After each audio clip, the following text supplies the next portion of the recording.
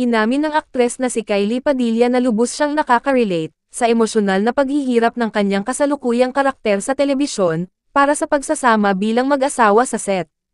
Gamit ang kanyang dating kasal na naging tanyag, nagawa ni Kylie na may segowa ang isang matindi at nakakaiyak na eksena sa isang take lang. Tumitindi ang drama habang ipinahihiwatig ng kanyang co-star na si Jack Roberto ang pagbubunyag ng isang napakalaking pagtataksil na maaaring sum-ire sa karakter ni Kylie.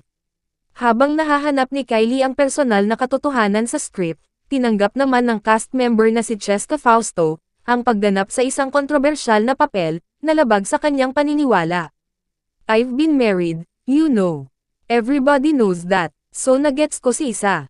Kasi si Isa matapang siyang babae, pero pagdating sa asawa niya parang yun yung weakness niya. Hindi niya kayang awayin, may nalalaman ako. Concerned ako sa karakter ni Isa, pero nandun ako sa point na ayoko namang masaktan siya. Yun ang aabangan ng lahat kung paano mare-reveal."